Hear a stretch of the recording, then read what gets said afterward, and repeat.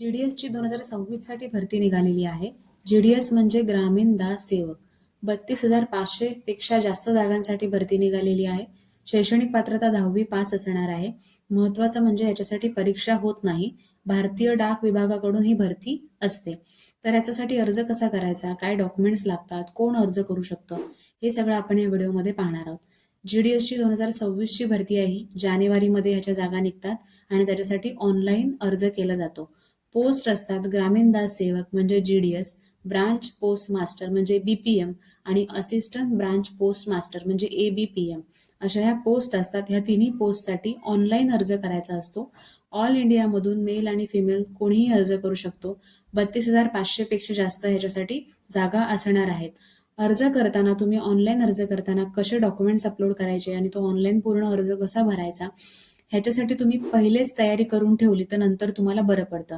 Selection process कशी असते तर ह्याच्यामध्ये एक्झाम नसते. तुमचे जे 10वीचे मार्क्स असतात त्या मार्क्सवर तुमचं सिलेक्शन होतं आणि तुमचं एज्युकेशन क्वालिफिकेशन आहे ते 10वी असेल, 10वी 12वी 15वी जे काही असेल, पण मिनिमम 10वी पाहिजे असं हे एज्युकेशन क्वालिफिकेशनसाठी अट असते.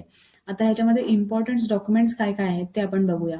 पासपोर्ट साईज फोटोग्राफ तुमचे, signature, Aadhaar card, mobile number, email I D, education certificate म्हणजे तुमचं मार्कशीट 10वीचं, कास्ट सर्टिफिकेट जर तुम्ही कास्टमध्ये मोडत असाल SC ST OBC, त्याच्यानंतर डिझेबिलिटी सर्टिफिकेट जर कोणी अपंग असेल, इन्कम सर्टिफिकेट जर तुम्ही इकॉनॉमिकली वीकर सेक्शन म्हणजे EWS चे कॅन्डिडेट असाल, आणि तुमचं एज प्रूफ 10th मार्कशीट त्याच्यासोबत तुमचं बर्थ सर्टिफिकेट, हे सगळे डॉक्युमेंट्स तुम्हाला जेव्हा तुम्ही ऑनलाईन अर्ज करता तेव्हा तुम्हाला लागतात.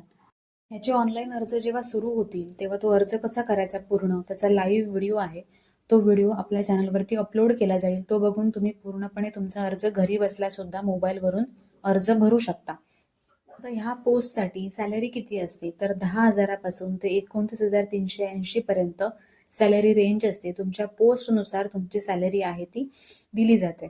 आता ह्याच्यामध्ये मिनिमम एज आहे ते 18 वर्ष पाहिजे आणि मॅक्झिमम एज आहे ते 40 वर्षापर्यंत पाहिजे. ह्याच्यामध्ये जर तुम्ही बसत असाल तर तुम्ही हा अर्ज करू शकता. अर्ज करताना जी आपण फी भरतो ती जनरल आणि ओबीसी साठी 100 रुपये आहे. SC ST PW साठी काहीच नाहीये.